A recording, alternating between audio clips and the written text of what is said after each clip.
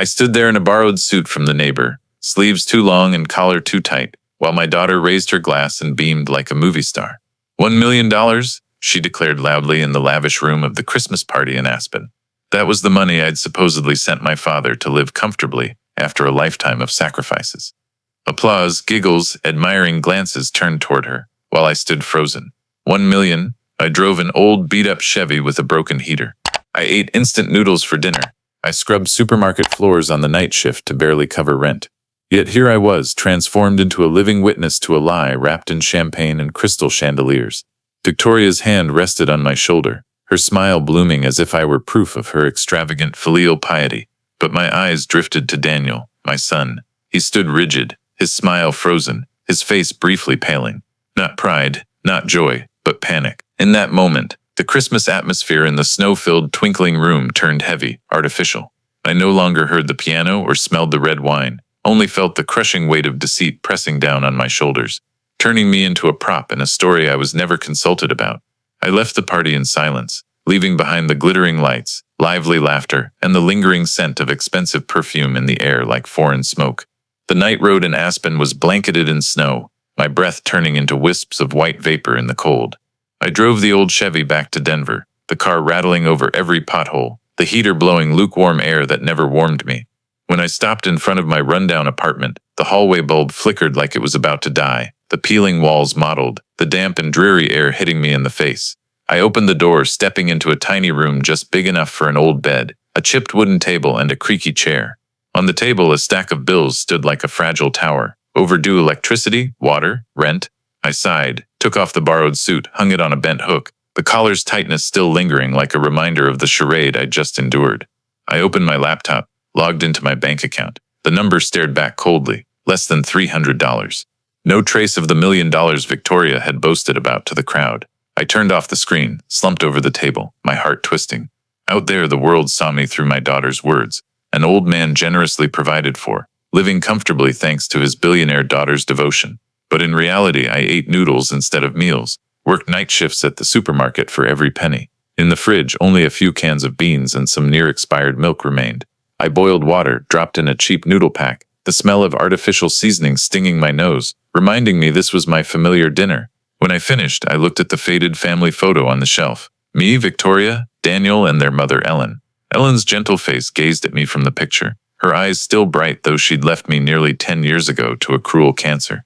I remembered her final days, lying in a hospital bed, weakly smiling and whispering, "You have to take care of the kids no matter what." I'd kept that promise, even beyond my means. I'd sold our only house to pay Ellen's medical bills so the kids wouldn't watch their mother die for lack of medicine. I'd worked 3 shifts back to back, from warehouse labor to office cleaning, just to afford Daniel and Victoria's college. I remembered Daniel clutching his college acceptance letter, his eyes shining like the sun, while I was both proud and worried about borrowing more for tuition. I remembered Victoria getting into a startup program. I poured every penny of savings, even sold my old pickup truck to give her starting capital. Every dollar, every drop of sweat went into their dreams. I spared nothing, even as I sank into debt, lost the house, and ended up in this cramped apartment. Yet now, before hundreds of wealthy guests, Victoria could smile radiantly and claim she'd sent me $1 million to live in comfort. 1 million. The number burned in my mind like an unhealing wound. I'd never seen it in my account, never held a check. If that money existed, where did it go? Daniel's strange reaction at the party only deepened my unease. Did he know something? Or had he taken the money himself? I lay in bed listening to the steady drip of a leaky pipe, the musty smell creeping into my nose. Outside, snow fell, the dim streetlight reflecting off the white flakes. I tossed and turned, unable to sleep. I turned on the desk lamp, its dim yellow light falling on an old, worn notebook, the smell of damp paper mixing with dried ink. I pulled out a nearly empty pen, opened a new page, and wrote the first line. $1,000. Where did it go? The handwriting was shaky but firm, as if this was the only way to keep my mind from exploding with the question haunting me since the Christmas party. I sat there for a long time, staring at the words, listening to the dripping pipe in the hallway and the ticking wall clock. Then I began writing more. What Victoria said, her tone, how Daniel's eyes flickered with panic. Each detail became a trembling but clear bullet point. I no longer trusted fragile memories. I needed them on paper, so when someone called me an old man with a muddled mind, I'd still have my proof. The next morning, I decided to visit the public library after my night shift. It was a red brick building tucked between towering office buildings in downtown Denver. I walked in, shedding my thick coat still reeking of bleach from work, and was enveloped by the smell of paper, ink, and quiet. The librarian gave me a polite smile, asking nothing more. I searched the computer system, typing elder financial abuse. A flood of documents appeared. State laws, federal regulations, guidelines on the rights of seniors exploited by family or relatives. I read voraciously, my eyes burning from lack of sleep. One highlighted sentence made my heart clench. If someone claims to provide financial support to a parent, but never transfers the money, that behavior may constitute fraud or theft. I sat still for a long time, the words dancing before my eyes. Was this my situation? I photocopied a few pages, tucked them into my notebook, and returned home. In my mind, I saw Victoria standing under the crystal chandelier, beaming as she boasted about $1 million. Everyone believed her, only I knew the truth. But if the law recognized this as fraud, didn't I have the right to reclaim my dignity?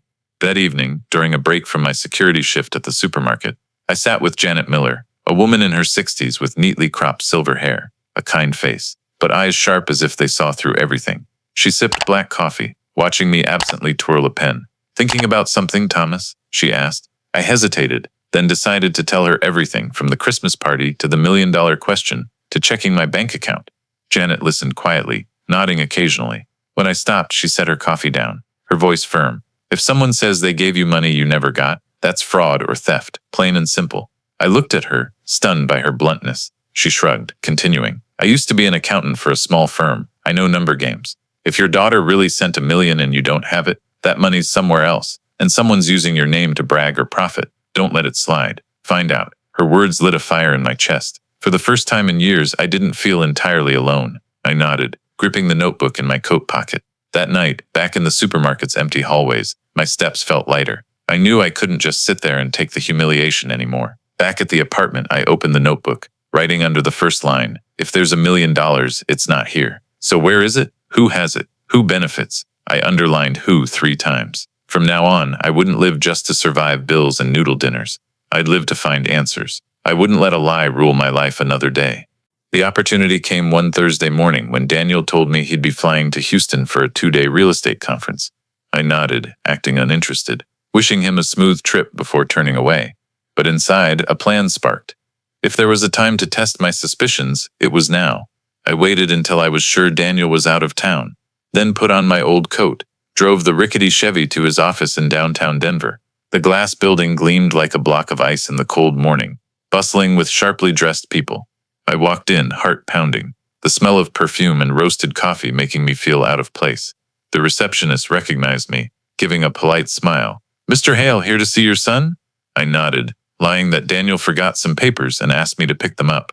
She didn't question it, pointing to the office at the end of the hall. I closed the door behind me, standing in a spacious room with windows overlooking the highway. Everything screamed success. A glossy mahogany desk, soft leather chair, shelves of tax law books, an abstract oil painting on the wall. But on the desk, among neatly stacked files, I saw something unexpected, an open checkbook. I stepped closer, hands trembling as I flipped through the pages. Every month, consistently, a check for $83,000, signed by Daniel, but not made out to me.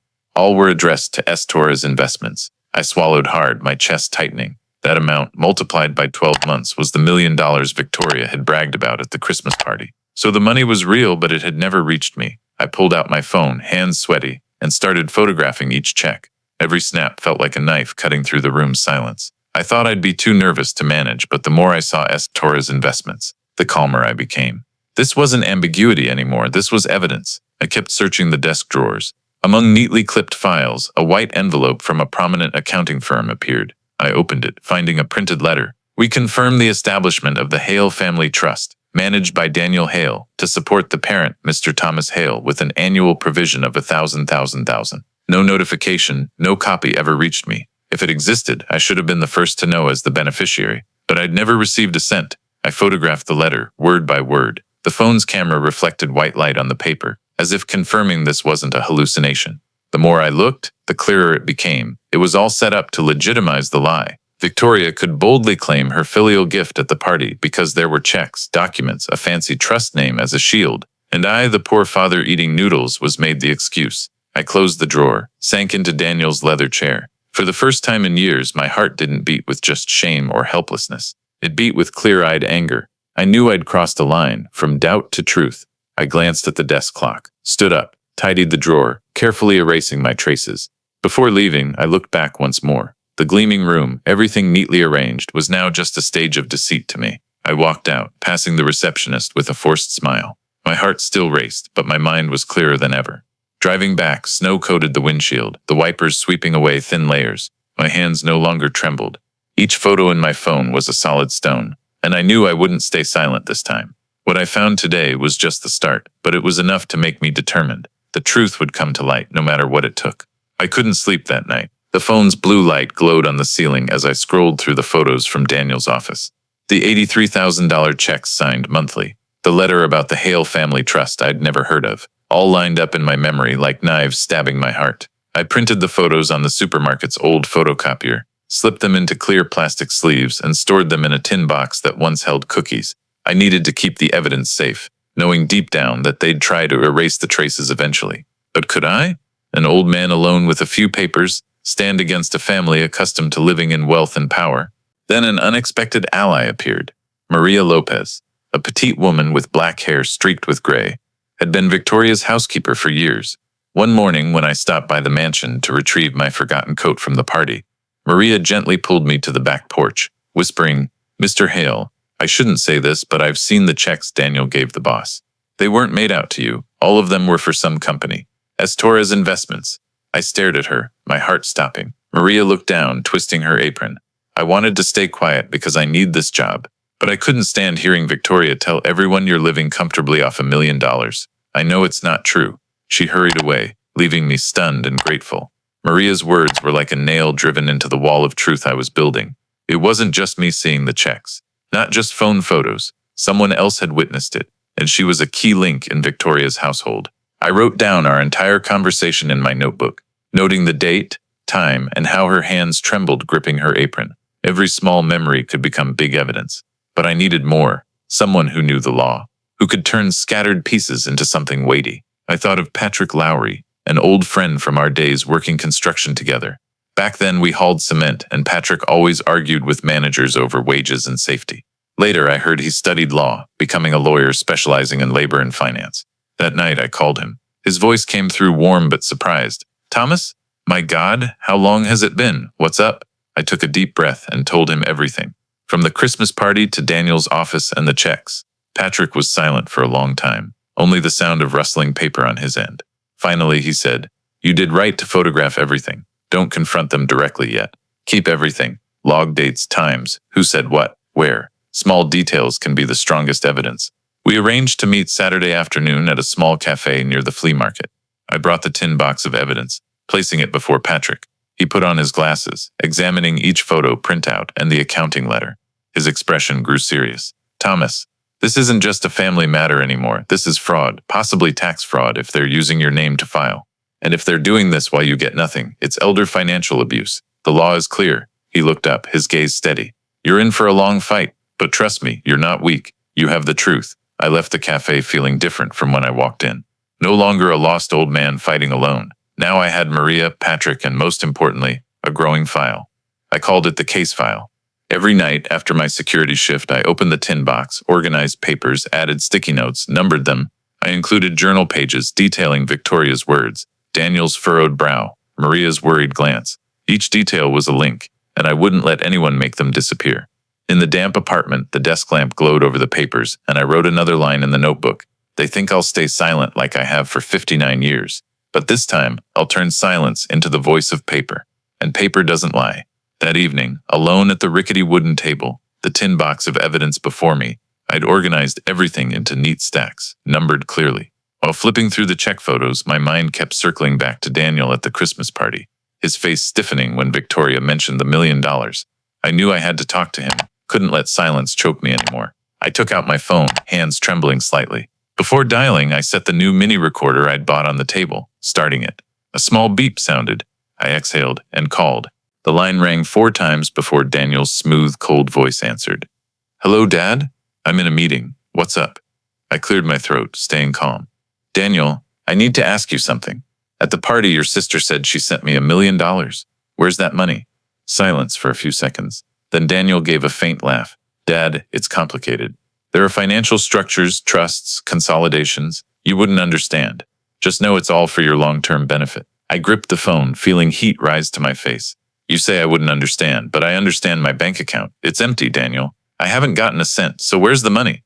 Daniel sighed, speaking slowly as if to a child. Don't stress, Dad. Those funds don't have to go straight to your account. They're reinvested, consolidated, generating profits. In the long run, you're secure. That's modern management. You don't need to worry. I clenched my teeth. Then why isn't my name on the checks? Why are they all for Torres Investments? I have photos, Daniel. I saw them myself. Silence again. Then a forced laugh. Dad, you went into my office? Geez, you shouldn't do that. What you saw might not be in context. Those are just intermediary transfers. I narrowed my eyes, voice lowering. What context makes $1 million disappear from my hands while you both boast about filial piety? On the other end, Daniel's patience waned. You're getting paranoid. You don't understand, and you don't need to. What you need is to rest. The more you dig, the more trouble you'll cause yourself. His tone grew sharp. Don't make this a laughingstock for outsiders. Let us handle it. That's Victoria's and my responsibility. I closed my eyes, listening to every word, letting the recorder capture them. For the first time in years, I didn't swallow my anger. I let it become a small knife, hidden up my sleeve. I've been silent my whole life, Daniel. I sacrificed everything so you and your sister could study, succeed. But if that success is built on my back with lies, it's time to speak out. I spoke slowly, emphasizing each word. Daniel laughed, but it couldn't hide his urgency. You really think you can take us on? With a few photos, a few scraps of paper? Will people believe, Dad? An old night shift guard or a successful businessman and a billionaire daughter? You'll only shame yourself, I replied, voice eerily calm. People will believe paper, Daniel. Paper doesn't lie. I heard Daniel take a long breath on the other end. Then he spoke quickly. Fine, we'll talk this over later. But don't bring it up again, especially not to outsiders. Got it? I didn't answer right away, staring at the recorder's blinking red light. Then I said softly, we'll talk plenty, Daniel, but next time, I won't just ask. I'll provide answers. I hung up, the room so quiet I could hear my heartbeat.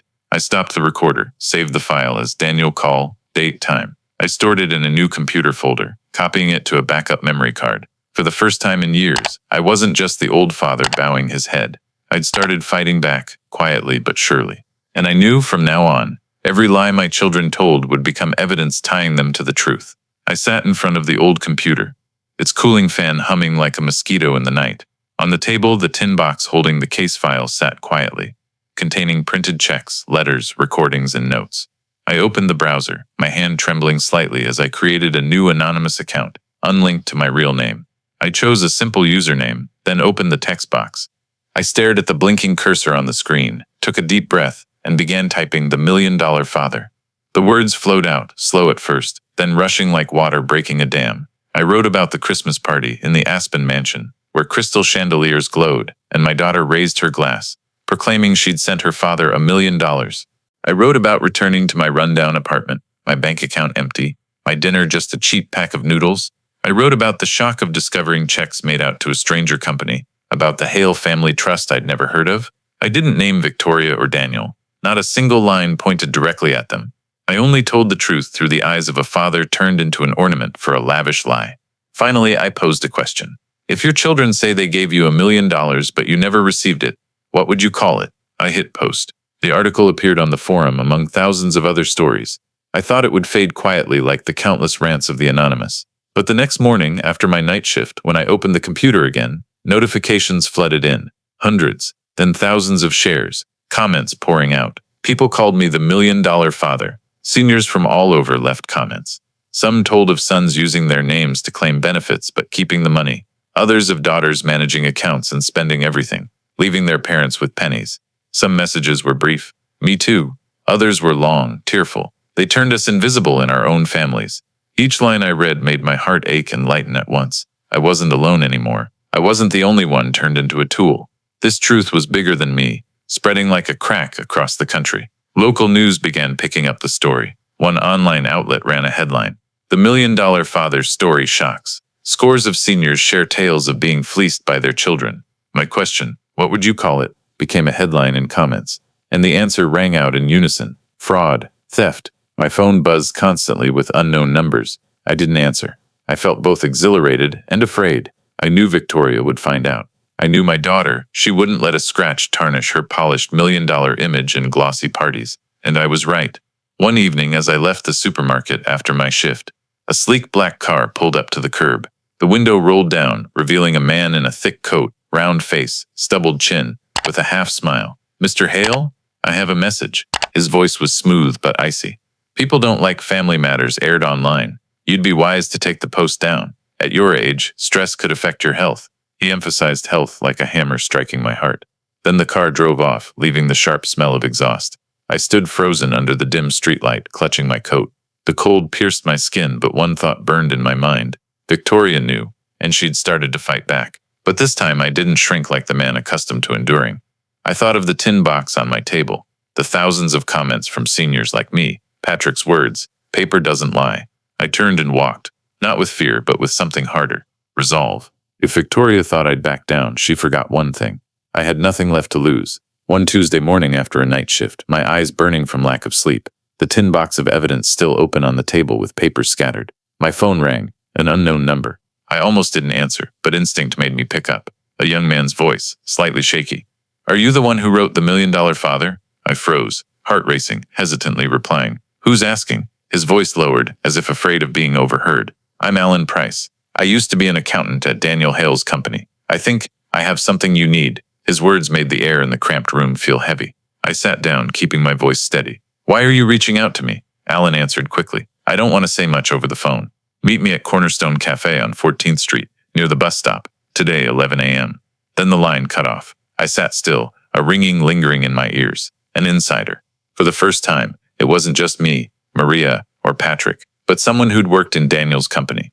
I arrived early. The small cafe smelled of espresso and waffles, soft light filtering through fogged windows. I chose a corner table, back to the wall, watching the entrance. 5 minutes to 11, Alan walked in.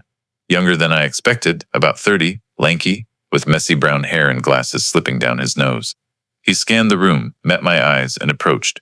Sitting down, he didn't speak immediately, pulling a leather briefcase onto the table. His fingers trembled slightly, as if carrying a burden. "Mr. Hale," Alan began, voice low. "I worked at your son's company for 2 years. I quit 2 months ago because I couldn't stomach the demands to alter numbers. They called it consolidation, adjustment, but I knew it was to cover things up." I listened intently, my heart pounding. Alan opened the briefcase, pulling out a stack of printed papers, their edges still warm as if freshly printed. "These are internal emails. I kept copies before I left. You need to read them." I carefully took the papers. The first page's subject line stood out. Hale support reporting, routing through ST Holdings. Sender a CFO, recipient, Daniel Hale. It discussed a parental support fund of $1,000 annually, but noted clearly, routed through ST Holdings, coded as Hale support for tax compliance. No need for direct transfer to R. Hale. Sweat broke out on my forehead despite the cold outside. This wasn't just talk, not just a check. This was an email, digital evidence, hard to deny. I flipped through, page by page. Another email mentioned Hale Family Trust. Not legally established, but can be presented as a contingency fund. Another, Victoria wants to ensure reputation. Need to keep the $1 million support story consistent. My hands shook as I read, both furious and relieved. This deception wasn't just a trick. It was planned, discussed, written, and sent. Alan sat quietly, eyes on his coffee. "I kept these because I thought of my grandmother. Her son took her retirement money, claiming to manage it. I couldn't watch the same thing happen again. But if you use these, be careful. Daniel has connections. Victoria is..." He trailed off, shaking his head. I placed my hand on the papers, feeling their weight. "Do you know what you've just done? You could be seen as a traitor, even sued." Alan looked up, eyes weary. "I know, but I need to sleep at night. I'm not doing this for you, but for my own conscience." His words caught in my throat. I nodded, saying nothing more. We left the cafe together. Alan walked the opposite way, his small figure fading into the bustling crowd. I clutched the papers inside my coat, hurrying to the bus stop.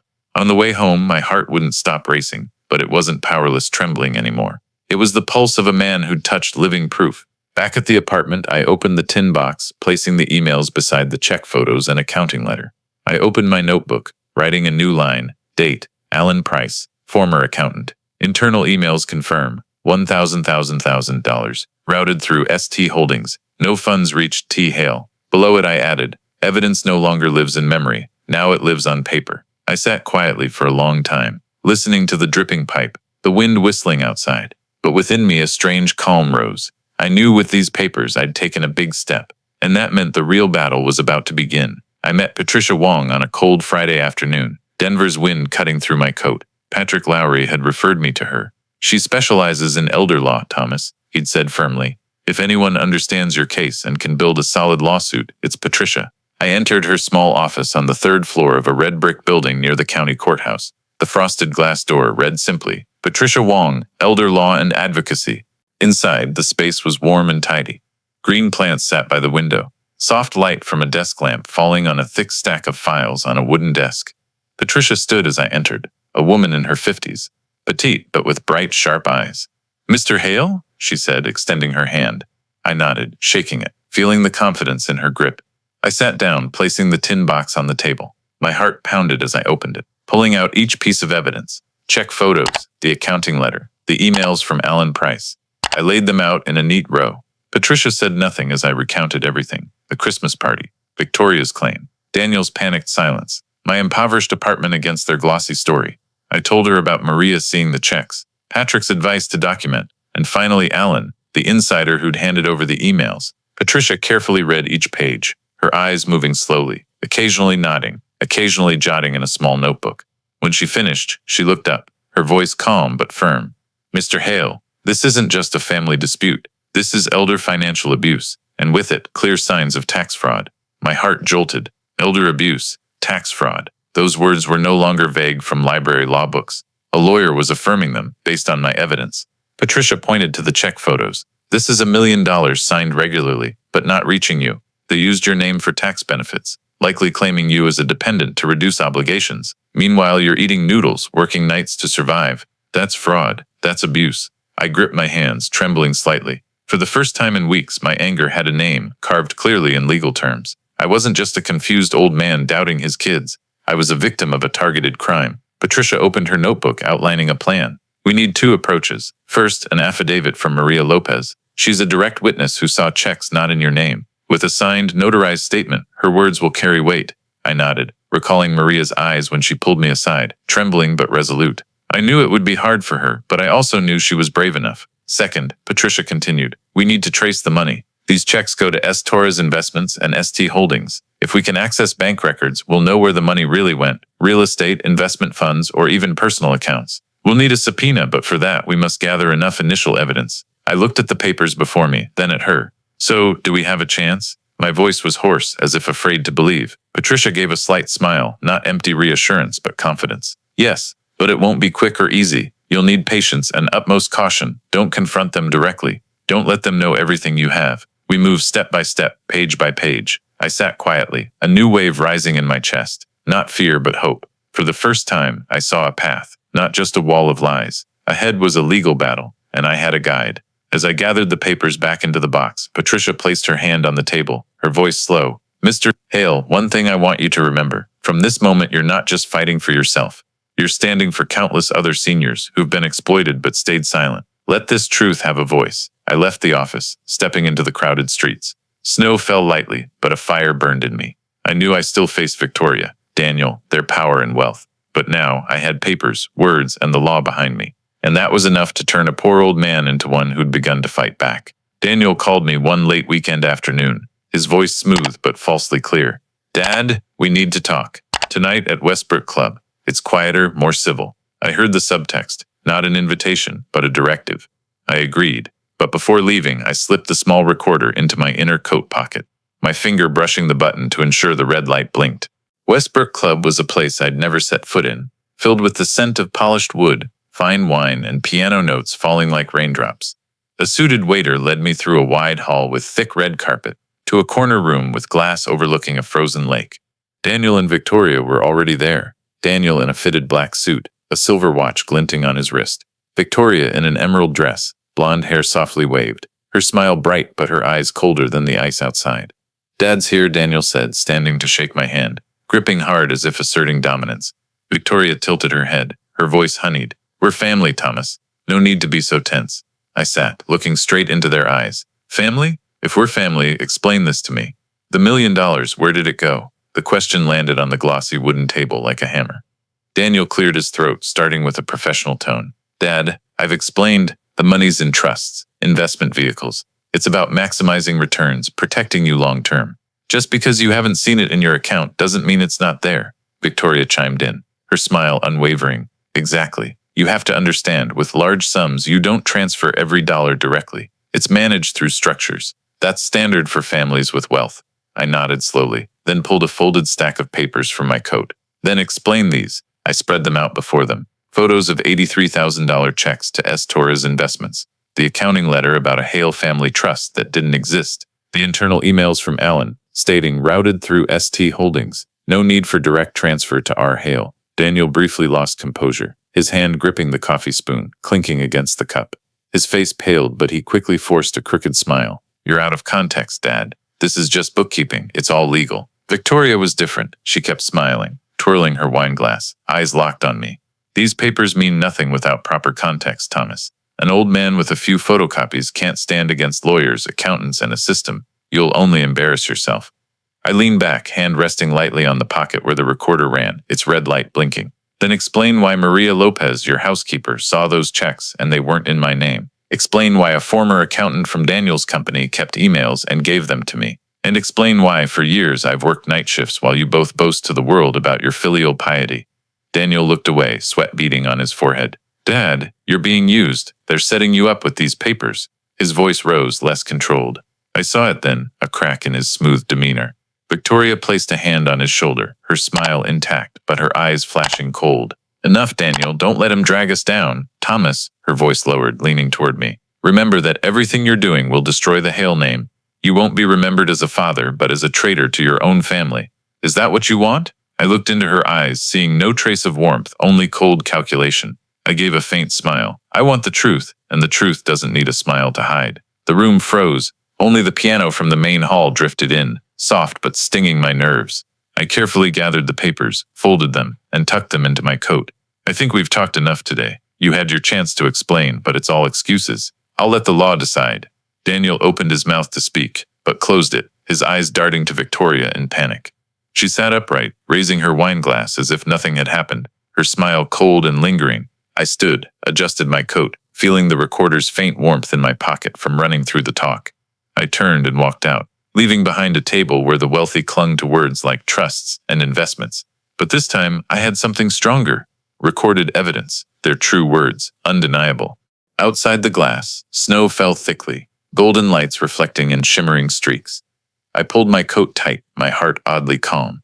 Fear was gone, replaced by certainty. In this battle, I'd gone too far to turn back. I sat in Patricia Wong's office on a gray morning, snow falling like dust outside. On the desk, she placed 2 thick envelopes, their headers printed in cold blue ink. Preservation letter. One was addressed to the main bank holding ST Holdings and Torres Investments accounts, the other to Daniel's company. These letters, Patricia said, her voice calm but her eyes sharp as a blade, are legal warnings to preserve all records. No destruction, no alterations. If they dare destroy any evidence, the court will see it as an admission of guilt.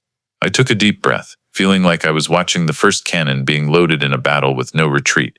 Patrick, sitting beside me, leaned in. Thomas, from this moment, they'll know you're not just a weak old man. They'll see the law's been brought into play. I nodded, my heart pounding, but my chest held not just fear but something like steel heating up. That afternoon, I met Maria Lopez at a small church on 12th Street. The side room behind the sanctuary was quiet, only the wind howling through a door crack and the smell of old pine.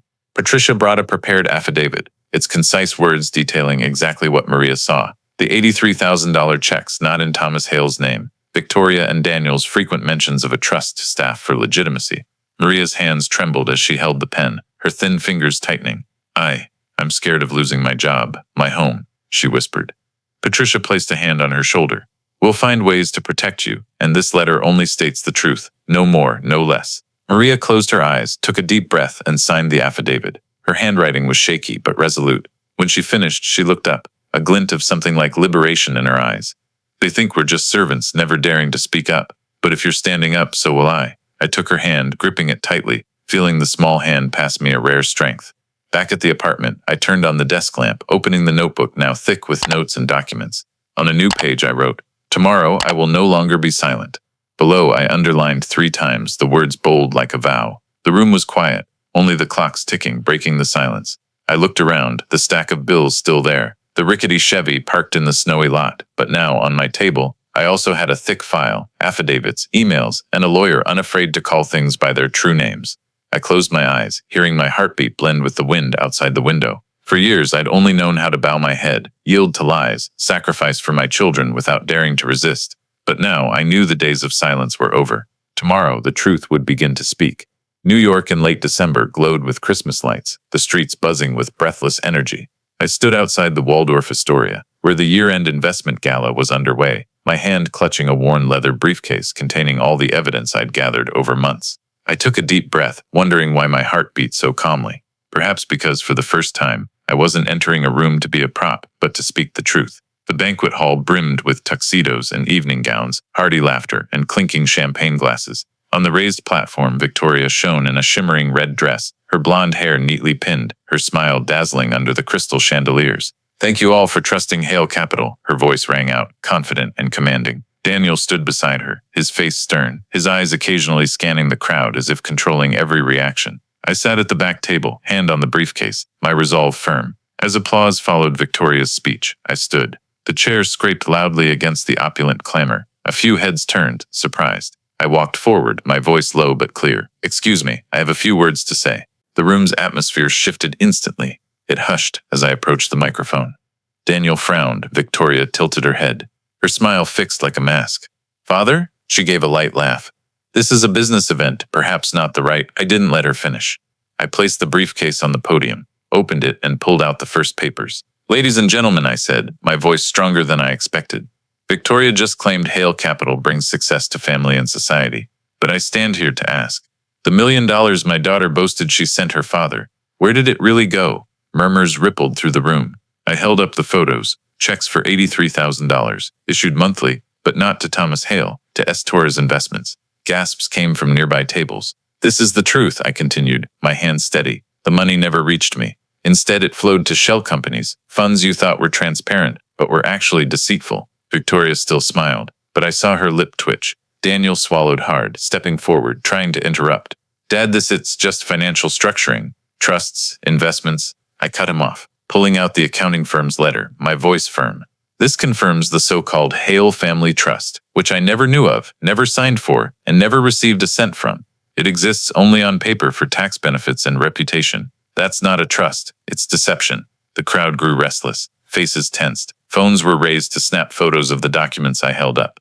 I pulled out the emails Alan gave me, my voice slow but clear. "These are internal emails where Daniel's company discusses Hale's support as a facade, with funds routed through ST Holdings for legitimacy." They wrote it, not me. For the first time, Victoria's smile vanished. Her eyes flashed with anger, her hand gripping the wine glass until her knuckles whitened.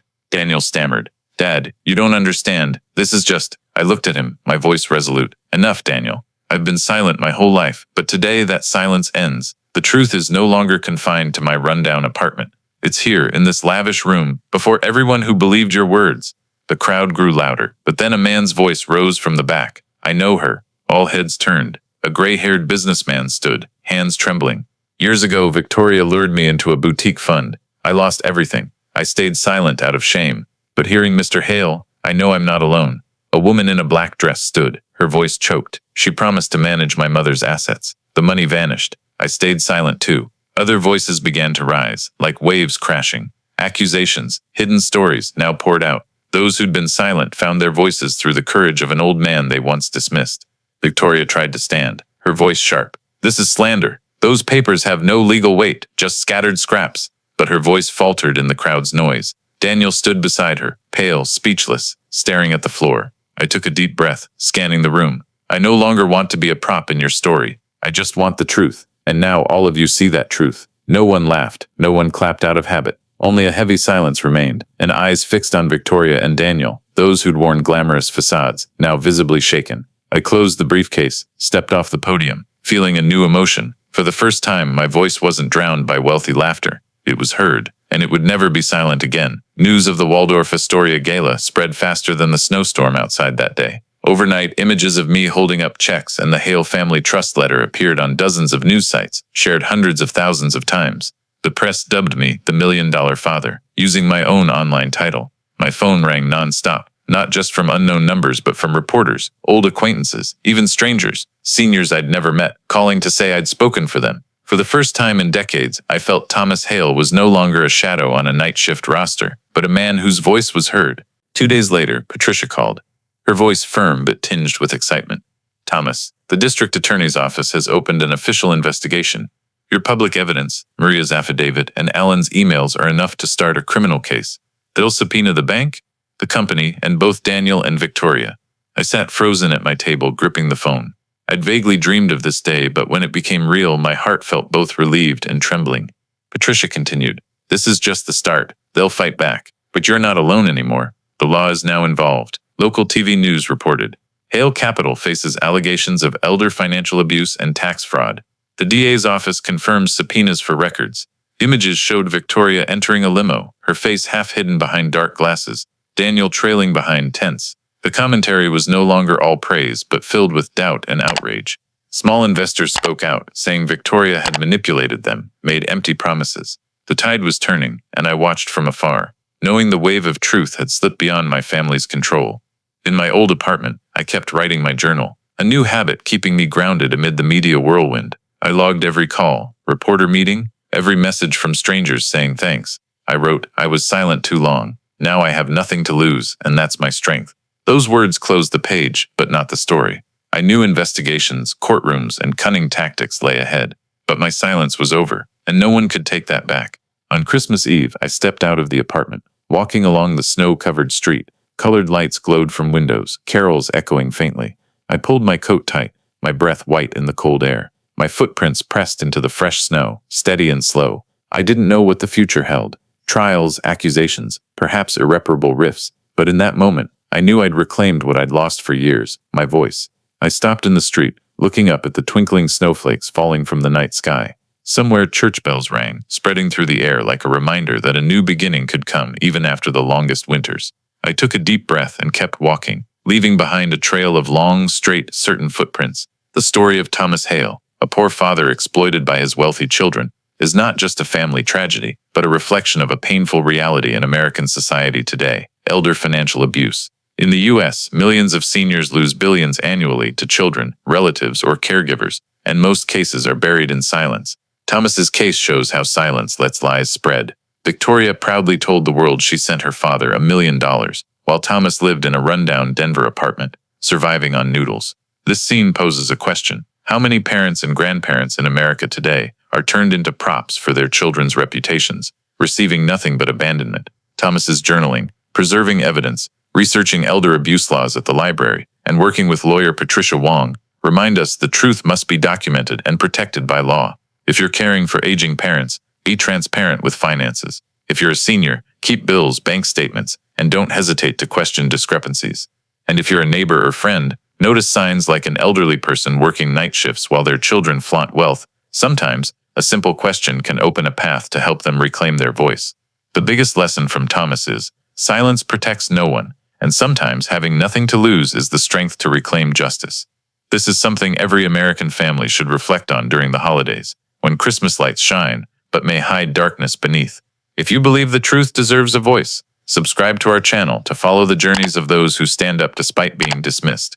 Thank you for joining us, and see you in the next video where we uncover more stories hidden behind America's glittering lights.